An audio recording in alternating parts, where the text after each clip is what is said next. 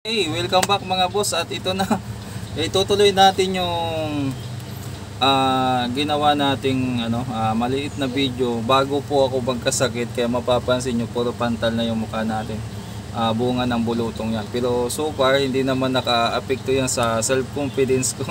Itutuloy natin yung topic na sabi ko, nang dahil sa anime ay naging technician ako. Well, actually hindi naman talaga siya directly na ganon.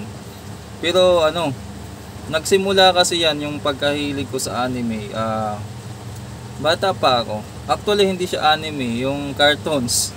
Naalala mo yung sa mga kaedadan ko diyan o sa mga kaedadan ko diyan na andito sa Kabihas na nakatira, nakatikim ng cable ng mga early 90s o late 80s.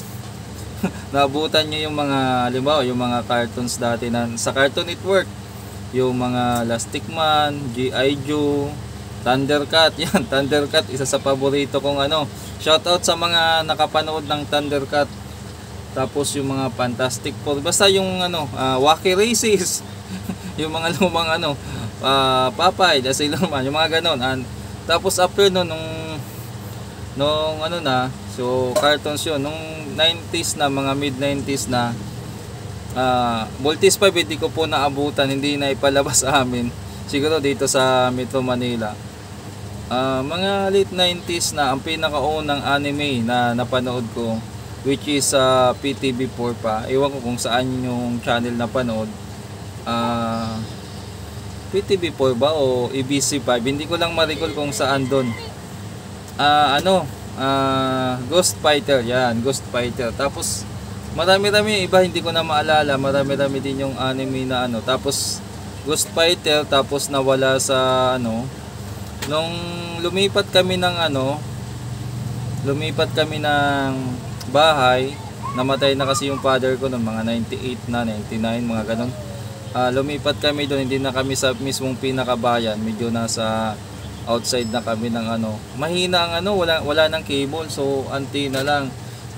Pasok naman nung kalakasan nun ng halimbawa yung mga 98, 99, Ghost Fighter pa rin.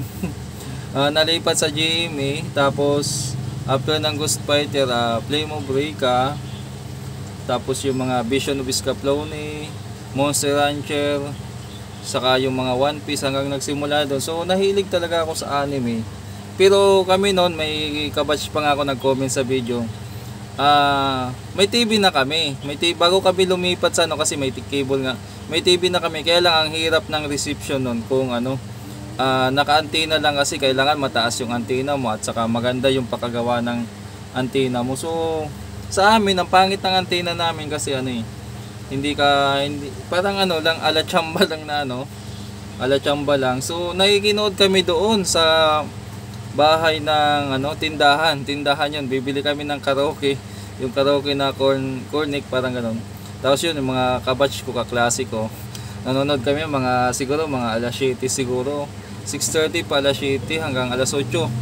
Yun, sunod-sunod kasi yun may time kasi na ang prime time ng GMA hindi drama. May yung era na yun, yung 99 siguro yun hanggang 2000, puro anime yung pinapalabas nila. Ang daming anime nun Trigun, yan. Naalala ko pa yung Gundam, yung Gundam pinalabas din. Tapos meron pa ng panghapon, yung simula ng yung alas 4 hanggang 5:30. Hindi namin naabutan yan. Siyempre naabutan namin yung magbabalita lang kasi ng saksi pa noon, tapos naging 24 oras. Yun, GMA kasi ang malakas na na signal doon sa amin. So sabi ko, paano kaya mapalinaw yung TV namin? One time, wala akong nagawa. Nagkaroon ng break sa sa school namin. Wala yung teacher namin na magkasunod, 2 period. Pumunta ako sa library, tapos sabi ko, paano ba gumawa ng antena? Wala pang YouTube, walang Google, so by the books. Books talaga. So tiningnan ko dun sa mga libro, ang dami mga design ng antena, yung anong tawag sa mga yung halimbawa yung sa unahan ng antena, yung Yagi array antena, mayroon tawag doon yung sa maliliit sa unahan na maraming na wala namang connection, ang tawag nun na director. Tapos yung lead element niya, yung pinaka ano niya, yung minsan nakaloop yan. Tapos yung sa pinakamalaki sa likod, yan yung ano, reflector, yung pinaka ano. So tawag yan antenna elements, yung mga ano, aluminum na yun. Nalaman ko din yan doon, high school ako. Nalaman ko din yan doon sa ano, sa library. So alam ko na paano pag ano, pero parang hindi pa ako kontento eh. After na nagbabasa-basa ako ng libro, nagdi-DIY ako. Nagdi-DIY ako. May antenna doon kasi sa amin na galing sa lugar ng stepfather ko, sa kabilang bayan yun. Tapos inuwi nila mama. Ang gamit nun ay yung ano pa, 300 ohms na ano, na antenna wire, yung flat.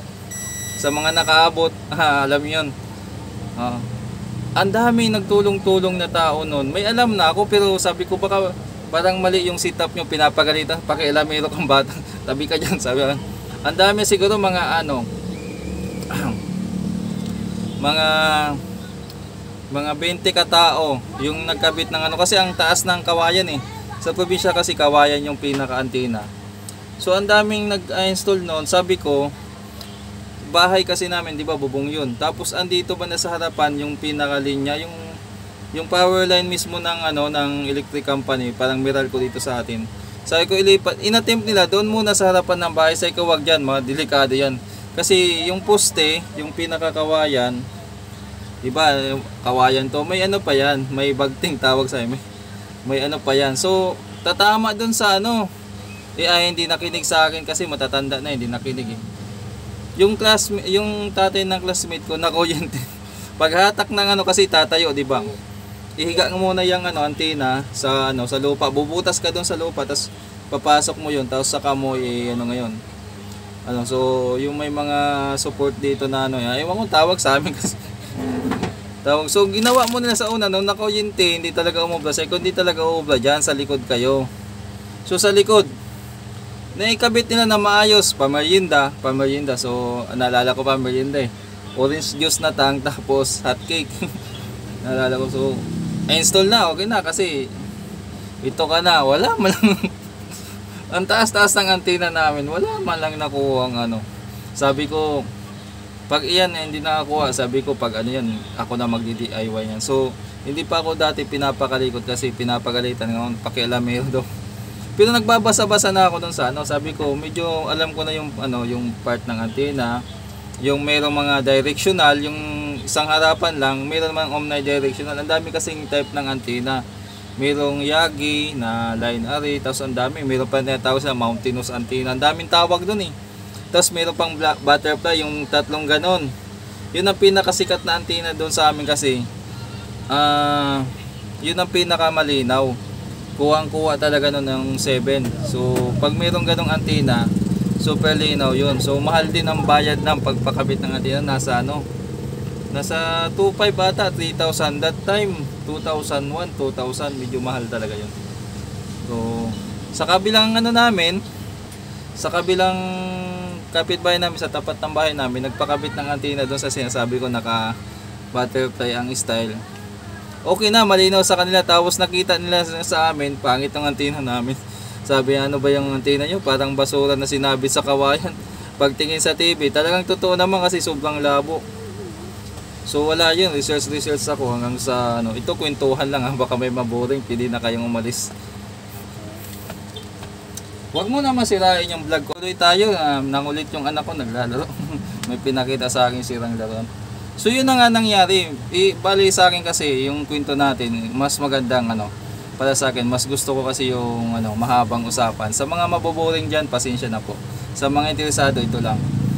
So nangyari doon, sige ako basa sa ano, basa ako ng basa sa libro ng ano, hanggang sa may nakikita pa nga ako doon kung yung mga mga home DIY na box, yun, paano mag-install ng antenna na nasa rooftop lang. Pero yung mga mga preference doon, hindi Pinoy, yung mga nasa US. Kasi kailangan mo daw i-cut yung pine tree, yung mga ganon.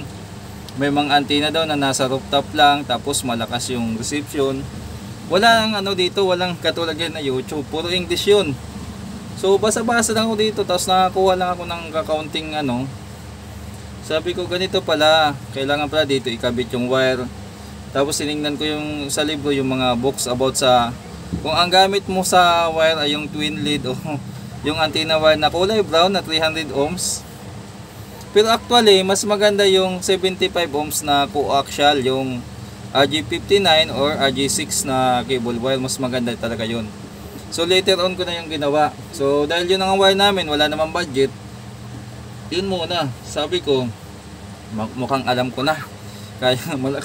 Kaya ko na ganito lang pala paggawa niyan. Sabi ko, paano kaya ibababa yung yung antenna namin kasi sobrang taas. Bumili sila ng isang buong kawayan talaga na yung pinakamahaba. So nag-ilang buwan muna yung antenna hanggang sa kasi nung kinakabit yung kawayan, sariwa pa. Alam niyo yung kawayan pag sariwa pa, kulay green pa yung katawan. Mabigat talaga yun. So nakailang buwan hanggang sa nagkulay brown na yung kawayan, magaan-gaan na. Ayaw naman nila mama na ipagalaw kasi wala nga daw akong alam ba't ako pinapakialaman. Wala, sabi ko di kung ayaw yung galawin, pakabit tayo ng adik lang sa anime.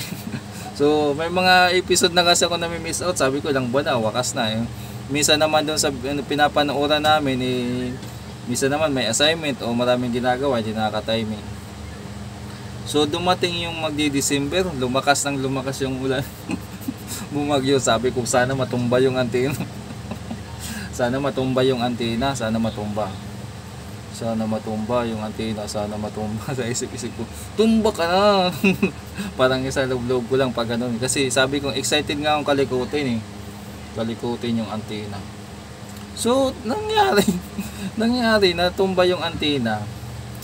Tapos ang ginawa ko, dahil nabali yung antena, pinutol ko na yung tapos ay ko, paano to, sira na, pwede ko ba tong kalikutin na lang para so, sige, pinayagan na ako dun kasi wala namang mawawala na. Ito ka na. May kural kami ng baboy. Yung likod kasi ng bahay namin, palayan, kaya bakante. Dapat yun talagang pinaka perfect na na position para sa antena. Ayon doon sa box na kasi walang sagabal. So may sa likod ng bahay namin, sa katabi ng CR, may kural kami ng baboy. Doon ko muna nilagay yung antena. So ang ginawa ko, nilinis ko ang antena kasi na binigay sa amin, yung iwan ko sa mga nakaabot ito, parang infinity yung yung bilog, tapos maliliit, tapos naka-cross, nakaganon yung may mga ganun. Ang ginawa ko doon kasi ang hindi nila ginawa, hindi sila nagpalit ng screw, tapos yung wire na nakaikis-ikis na ganon, pasalitan, hindi nila nilinis o hindi pinalitan ng bago. Tapos hindi nila tinakpan ng epoxy or ang ginawa ko, dahil wala namang epoxy, nilinis ko lang, niliha ko, tapos nilagyan ko ng kandila lang para ma-insulate lang na hindi mabasa, ganon din. Tapos kinabukasan may pasok na, hindi ko natapos. Nakita ko yung kaklase ko, hindi ko napapangalanan, kaklase ko na maraming masking tape, ganito. Anak siya ng teacher, sobra-sobra sa ganito. Sa ngayon teacher na yun ko. Hindi niya lang alam kung anong bagay yung naitulong niya sa akin nun. Yung masking tape na yun, hiningi ko sa kanya kasi malapit na maubos. Yun ang pinangano ko doon sa pinulupot ko sa wire. Akalain yung mga boss nang ginabit ko. Akalain mo yung talagang ulan na hindi mo mapanuuran. Nung naikabit ko na yun, nagkaroon na talaga ng tao, as in pwede mo nang pagtiyagaan. Hindi naman kasing ulan ng yung hindi kasing linaw na ngayon. So sa mga hindi nakaabot ng ganong sitwasyon, taghirap po noon, swerte nyo ngayon, may YouTube na kayo, may Netflix na kayo, naka-internet na kayo. Kami ganun ang struggle namin ng mga batang 90s. So napalinaw ko sa madaling sabi, pero hindi perfect, hindi super linaw. Napalinaw ko na pwede kayo manood ng balita, pwede kayo manood ng nagka-interest ako. So graduating na, naganap ako, sabi ko ano bang related sa ganito. Nagtanong ako sa librarian namin, ma'am, pag mahilig ba sa ganito, sa ganyan, ano bang course ang kukunin yan? Kuha ka kanya ng engineering. Sabi ko wala naman kaming kakayahan ng engineering. Sabi ko anong pinakamalapit, tanong ako.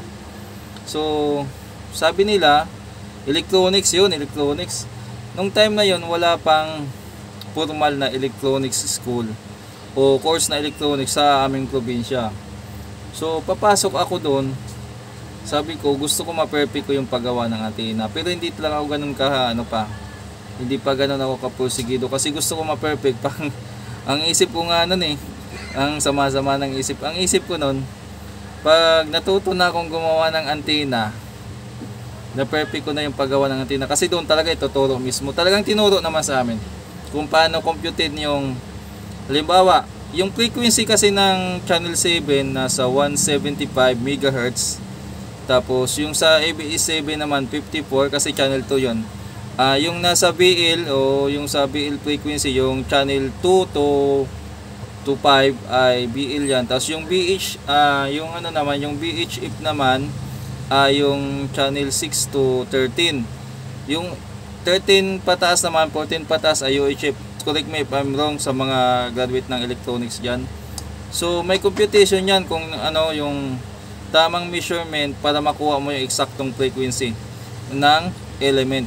So hindi na natin i-detalye kasi matagal na, limot ko na rin. So sabi ko, matuto lang ako ng antena. Pwede na rin, sabi ko. Kasi actually wala talaga akong course, wala talaga akong ini-imagine na course na kukunin. Undecided talaga. Kumbaga undecided talaga. Sabi ko matuto ako ng antena, okay na. Actually, kung saan-saan pa, nag-take pa ako ng EDSA TISDA. Pasado pa ako sa TISDA. Kaya lang isolsol naman ng mga barkada. Yung mga kaibigan talaga minsan pahamak Kanya lipat tayo doon sa State College sa amin. So doon naman, wala naman doon electrical lang doon At saka bandang huli, bumalik ako doon sa sa alma mater ko, sa pinagraduatean ko sa Masbate Central Technical Institute. Shout out sa mga sa mga ka-alumni ko diyan, ka-batch ko. GRCO, yan, General Radio Communication Operator.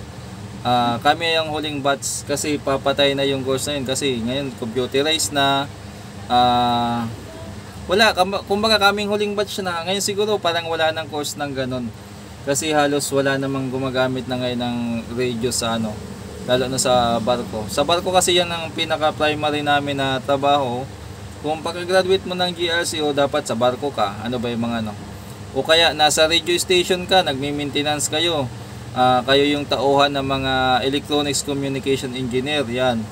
O kaya nasa post office kayo. O kung saan mang yung GRCO kasi parang halos 70 to 80% more on electronics. Yun ang pinakamalapit lang. Actually, may kaklase ako ng high school na nakasama ko. Nakabatch ko din nung college. Doon lang nakita kami. Nagulat nga ako, doon din siya nag-enroll. Siya naman, gusto niyang sa pagkakaalam ko nagpumasok lang din siya ng ganon kasi gusto niya matuto gumawa ng amplifier. Ako wala akong pakialam sa amplifier luminaw lang yung TV namin, okay na ako Kaya lang hindi ko naman namalaya na later on nagustuhan talaga yung electronics.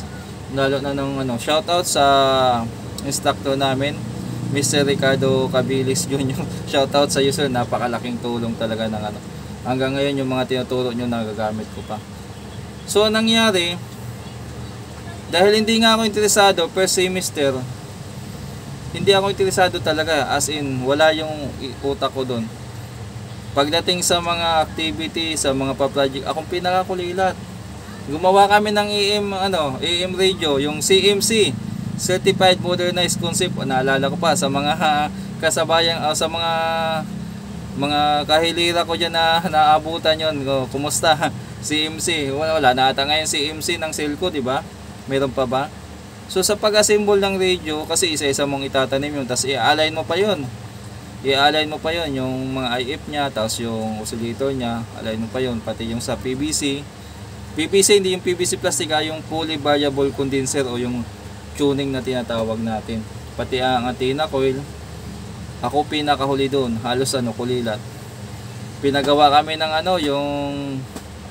yung converter, yung DC converter, yung power supply, yung may 3, 4.5, 6, 9 at saka walang 7.5 sa amin, 9 at saka 12. Ako rin ang pinakahuli.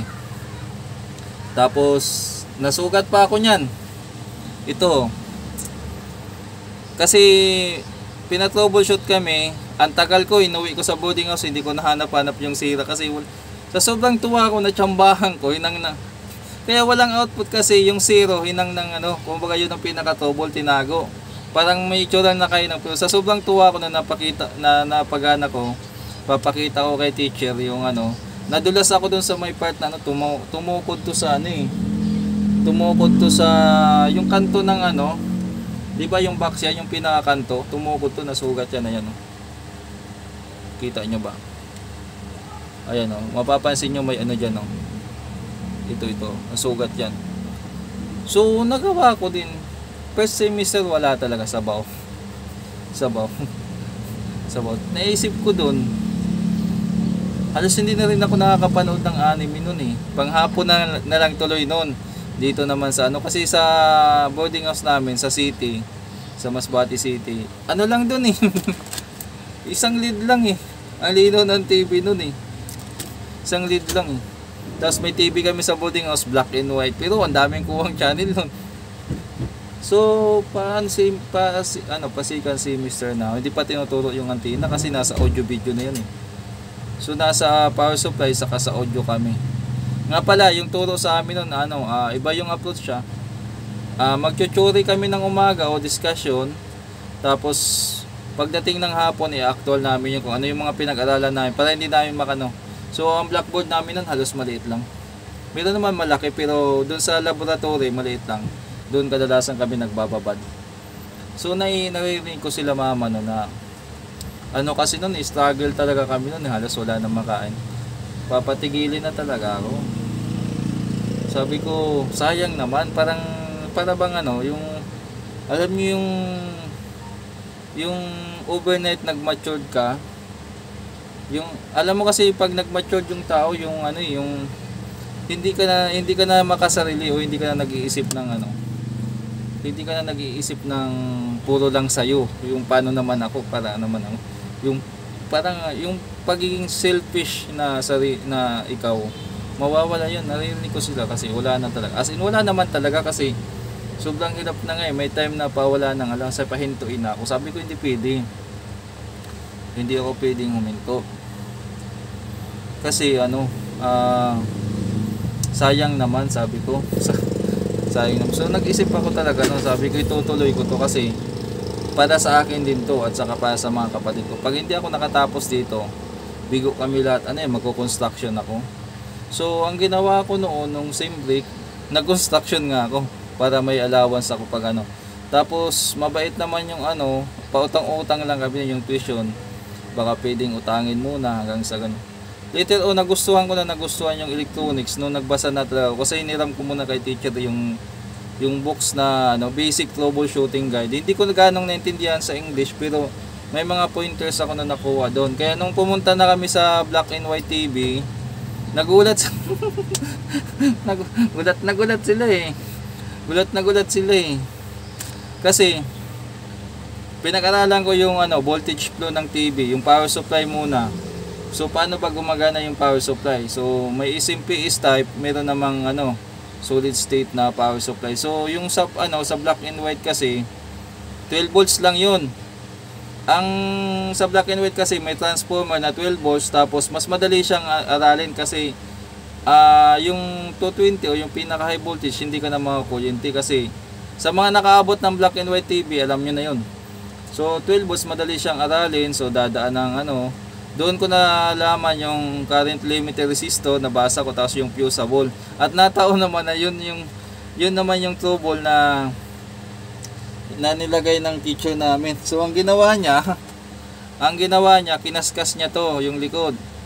Kinaskas niya tong likod, tapos pinutol niya doon sa ilalim, tapos binalik. Kung hindi ka mag-voltage checking, kung hindi mo alam yung takbo ng voltahe sa linya, hindi ka marunong mag-trace, hindi mo mahanap na dito ang sira.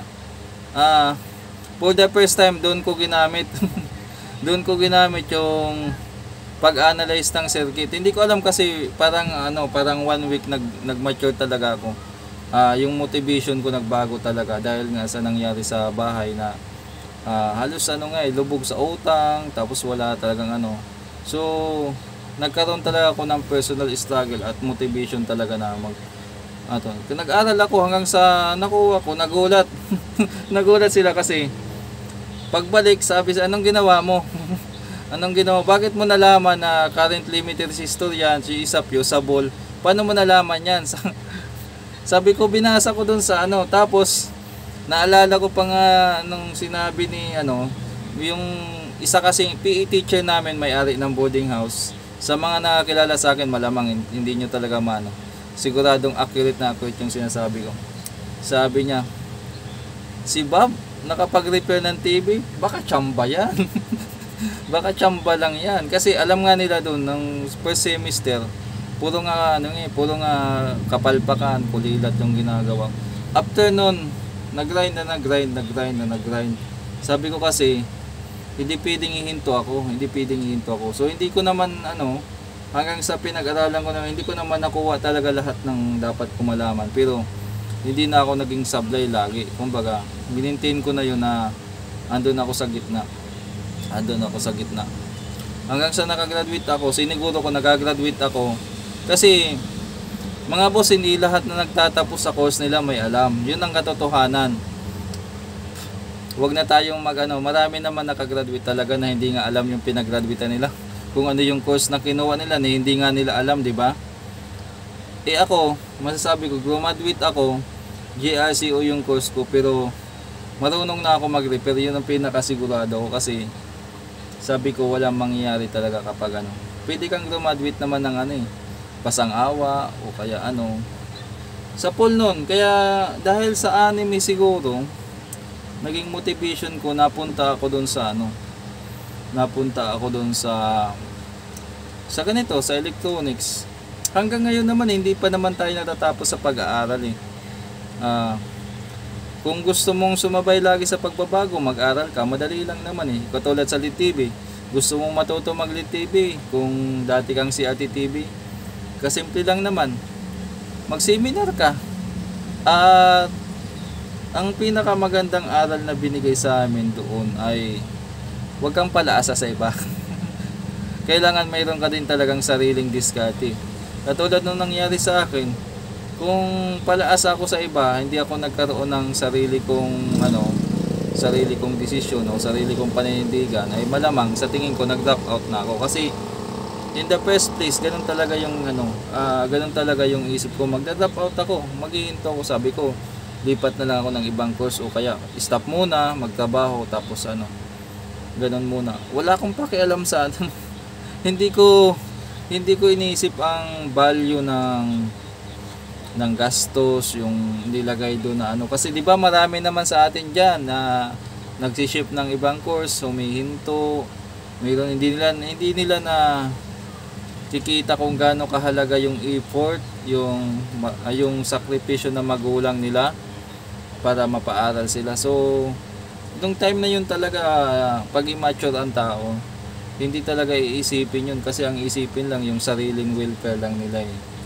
So pag napunta na kayo sa isipin nyo sayang talaga, kasi iisipin nyo pinagpaguran niya ng magulang nyo. At saka nakita ko din mga boss, sideline na lang, nakita ko talaga may mga ka-boardmate ako na siguro nasa maganda ang pamumuhay nila. Isipin nyo ang baon ko noon, pag may bigas na ako tapos may tuyo akong yung anong tawag dito, yung minsan to yung anong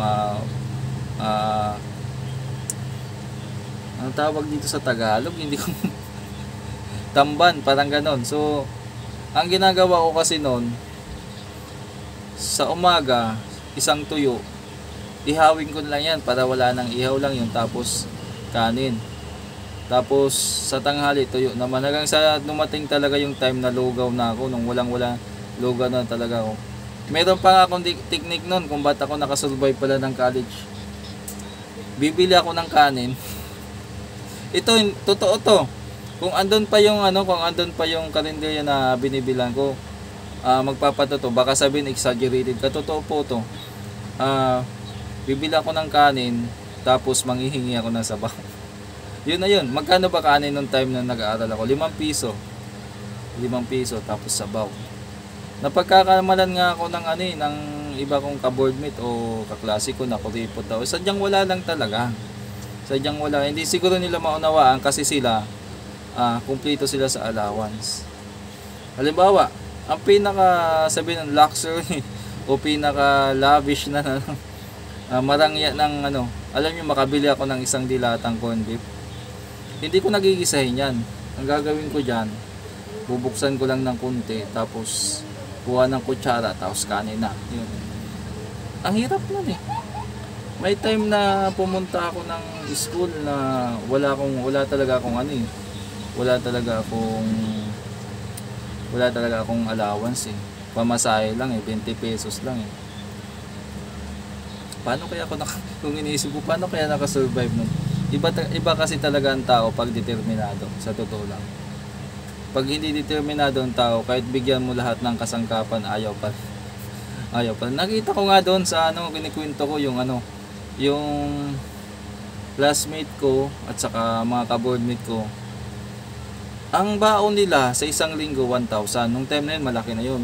Plus, meron na silang dalang mga sariwang isda, may bigas na, may baon pa. Alam mong ginagawa ng mga ka-boardmate ko? Magpa-party-party, pupunta ng mga disco-disco, painom. Tapos pagdating ng pagdating ng Miyerkules niyan, wala nang pera. So, magpapasabi na sa magulang na kesyo ginamit sa project. So, mga webis niyan, darating na yung awang-awa yung makikita mo sa expression ng na concern sa anak niya. Tapos yung anak naman niya malungkot kasi walang magbibigay ulit 500 kasi webis 2 araw lang masahe. So yun naman discount, sabi ko napakaswerte ng mga taong to kasi yun lang, napahaba naman yung kwento. Tinuloy ko lang yung pangako ko tungkol sa anime. Hanggang ngayon mahilig pa rin ako sa anime at nagbabasa ako ng manga, pero hindi na sa manga kasi kailangan upuan mo yan tapos magbabasa ka. Hindi na ganoon ka-active ngayon. Sa anime naman paminsan-minsan pag may time habang may kinakalikot, kung hindi naka-vlog, yan, nanonood ako ng mga recap na lang, mga update na lang. Hindi na ganoon ka kasi mas priority na natin yung mag-repair at saka mag-vlog. Tapos yung anime na lang ay pang-relax ko na lang, kumbaga yung sabihin natin na pang-iwas stress ko na lang, parang gano'n. Yun ang dahilan kung bakit naging technician ako. Simula talaga dahil sa anime at saka sa antena. Sana magustuhan nyo yung mga inandog natin na So, isang bahagi ng